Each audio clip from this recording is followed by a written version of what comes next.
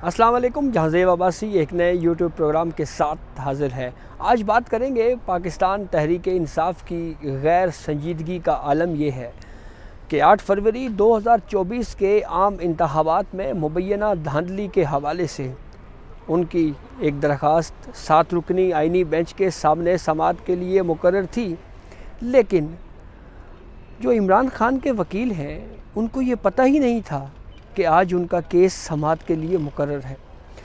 दिलचस्प बात यह है कि ये वही केस है जिसका ज़िक्र इमरान खान वीडियो लिंक के ज़रिए सुप्रीम कोर्ट में पेश होकर कर चुके हैं और साबिक़ चीफ जस्टिस काजी फ़ाइज़ ईसा की अदालत में उन्होंने पेश होकर ये कहा था कि ये बड़ा अहम केस है हमारा कि 8 फरवरी 2024 को जो मुबैना धांधली हुई है उस मामले के ऊपर जुडिशल कमीशन तश्कील दिया जाए।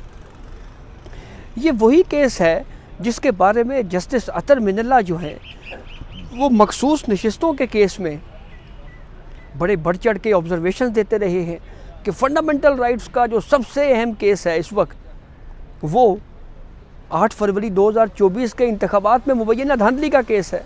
उस केस को समाअत के लिए मुकर्रर होना चाहिए और ये वही केस है जिसके ऊपर पाकिस्तान तहरीक-ए-इंसाफ़ का पूरा बयानिया खड़ा है।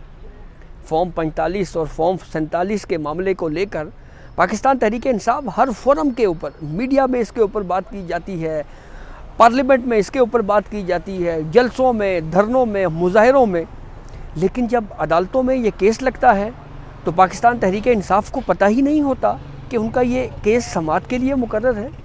आज यही कुछ हुआ। आज जस्टिस अमीनुद्दीन खान की सरबराही में 7 रुकनी आइनी बेंच ने जब इमरान खान की 8 फरवरी 2024 के इंतखाबात में मुबैना धांधली के मामले पे जुडिशल कमीशन तश्कील देने की दरख्वास्त को टेकअप किया गया, यानी जब केस पुकारा गया तो उस वक्त कमराए अदालत में कोई मौजूद नहीं था। बिलखसूस इमरान खान के वकील एडवोकेट हामिद खान जो है वो उस वक्त कोर्ट रूम से बाहर जा चुके थे।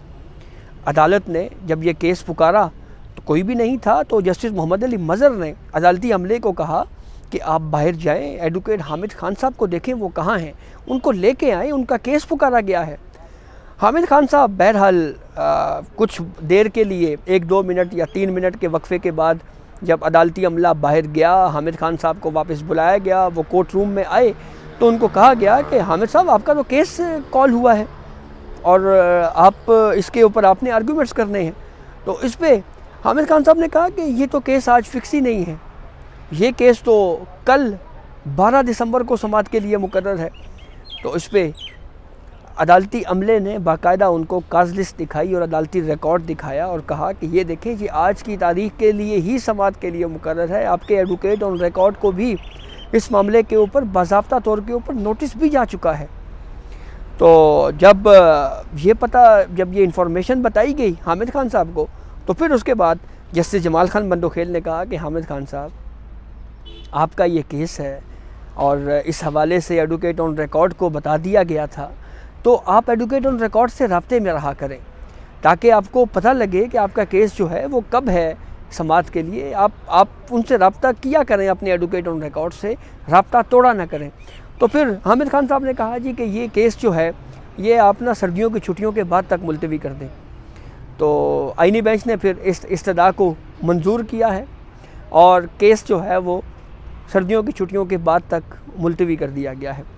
इसी तरीके से एक दरख्वास्त शेर अफजल मरवत की भी थी, उसको भी सर्दियों की छुट्टियों के बाद तक मुलतवी किया गया है। 2 से 3 दरख्वास्तें ऐसी थी जो नॉन प्रोसिक्यूशन के ऊपर खारिज हुई हैं, जिसमें जुडिशल कमीशन की तश्कील के आम इंतखाबात में मुबैना धांधली हुई है।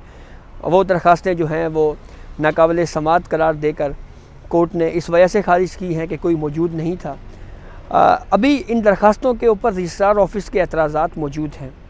पहले पीटीआई की कानूनी टीम को रजिस्ट्रार ऑफिस के जो लगाए गए एतराज़ात हैं, पहले उन एतराज़ात को ख़त्म करना होगा, उन एतराज़ात को दूर करना होगा और फिर उसके बाद जो है ये मेरिट्स के ऊपर जब केस जाएगा तो सबसे पहले ये डिस्कशन होनी है कि क्या सुप्रीम कोर्ट जो है वो इस मामले के ऊपर जुडिशल कमीशन तश्कील देने का इख्तियार रखती है या नहीं रखती, क्योंकि इंक्वायरी एक्ट 2017 के तहत कमीशन तश्कील देने का जो इख्तियार है ये खालिसतन जो है ये अब मामला हुकूमत की डोमेन में है।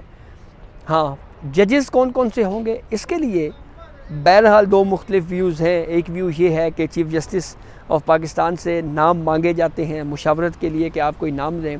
एक व्यू ये है कि हुकूमत ख़ुद से जो है वो जजेस जो है जज जो है या जजेस जुडिशल कमीशन की तश्कील के लिए जो है वो लगा सकती है। लेकिन इस पूरे केस को अगर हम, जैसे मैंने आगाज़ में आपको बताया कि यही तो पाकिस्तान तहरीक इंसाफ का बयानिया रहा है कि अदालतें हमारा केस फ़िक्स नहीं कर रही। ये बहुत अहम केस है और ये फंडामेंटल राइट्स का केस है, इसके ऊपर जुडिशल कमीशन की तश्कील की दरख्वास्त जो है ये समाअत के लिए मुकर्रर नहीं हो रही। अर्ली हियरिंग्स दी जाती हैं कि हमारी इस दरख्वास्त को जल्द समाअत के लिए मुकर्रर किया जाए। लेकिन जब केस जल्द समाअत के लिए मुकर्रर हो, दरख्वास्तों के बाद जब केस समाअत के लिए मुकर्रर होता है तो फिर पाकिस्तान तहरीक इंसाफ की जो कानूनी टीम है वो उनको तो पता ही नहीं होता कि हमारा ये केस समाअत के लिए मुकर्रर है। तो ये गैर संजीदगी का जो है वो एक एलिमेंट जो है वो हमने देखा है। इस मामले के ऊपर बहुत ज़्यादा पाकिस्तान तहरीक इंसाफ ने मीडिया के ऊपर बहुत ज़्यादा बात की कि इलेक्शन में धांधली हुई है, सुप्रीम कोर्ट को जुडिशल कमीशन तश्कील देना चाहिए, ये बहुत अहम फंडामेंटल राइट्स का मामला है। लेकिन यही फंडामेंटल राइट्स का जब ये दरख्वास्त जो है वो समाअत के लिए मुकर्रर होती है तो पाकिस्तान तहरीक इंसाफ की कानूनी टीम जो है उनको तो इल्म ही नहीं होता कि ये केस हमारा समाअत के लिए मुकर्रर हुआ है, हमने इसके ऊपर तैयारी करके आना है। तो ये वो बहरहाल कुछ चीज़ें, कुछ पहलू ऐसे हैं जिससे जो है वो न सिर्फ शकूक व शुबात उठाए जा सकते हैं पाकिस्तान तहरीक इंसाफ की हिकमत अमली के ऊपर, बल्कि ये राय भी दी जा सकती है कि पाकिस्तान तहरीक इंसाफ जो है वो अपने केस को ग्राउंड लेवल के ऊपर कम लड़ना चाहती है और सोशल मीडिया के ऊपर इसको ज़्यादा लड़ना चाह रही है कि बस बयानिया बना रहे, बस हर फोरम के ऊपर, सोशल मीडिया, ट्विटर के ऊपर इधर उधर बातें हों इसके ऊपर। लेकिन जब अदालतें ऐसे केसेस को समाअत के लिए मुकर्रर करती हैं तो फिर कहा जाता है कि जी वो वक्त दे दें हमें। अब ये टाइम क्यों गेन किया गया? क्या पीटीआई की कानूनी टीम की तैयारी नहीं थी? क्या उनको, या वो ये चाहते हैं कि ये केस ही समाअत के लिए मुकर्रर ना हो? ये कोई पहला मामला नहीं है। इससे पहले इलेक्शन एक्ट 2024 की जो सेकंड अमेंडमेंट हुई है उस मामले के ऊपर भी पाकिस्तान तहरीक इंसाफ ने इस लॉ को सुप्रीम कोर्ट में चैलेंज किया हुआ था और जल्दी इतनी थी कि सदर के दस्तखत करने से पहले ही इन्होंने इस लॉ को सुप्रीम कोर्ट में चैलेंज कर दिया। लेकिन जब ये केस समाअत के लिए आईनी बेंच के सामने मुकर्रर हुआ तो कहा यह गया जी कि वो प्रेसिडेंट की असेंट के बगैर हमने लॉ चैलेंज कर दिया था, तो हम दरख्वास्त वापस लेना चाहते हैं, तो नई दरख्वास्त दायर करेंगे, जो कि आज तक दायर नहीं हुई। लेकिन कोर्ट से बाहर इसके ऊपर भी एक पूरा बयानिया बनाया गया और कहा गया कि ये हमारे केसेस हैं, ये समाअत के लिए मुकर्रर नहीं हो रहे। तो ये बहरहाल ये कुछ ऐसे फैक्ट्स ज़रूर हैं जिसके ऊपर बहुत संजीदा नौइयत के सवालात उठाए जा रहे हैं कि पाकिस्तान तहरीक इंसाफ जो है वो अदालती महाज के ऊपर जब केसेस समाअत के लिए मुकर्रर होते हैं तो उनका मौक़िफ़ और या रवैया कुछ होता है, लेकिन सोशल मीडिया के ऊपर बड़े बड़े ताबड़तोड़ हमले किए जाते हैं। तो ये अब तक की अपडेट थी जिससे हमने आपको आगाह किया। बहुत शुक्रिया।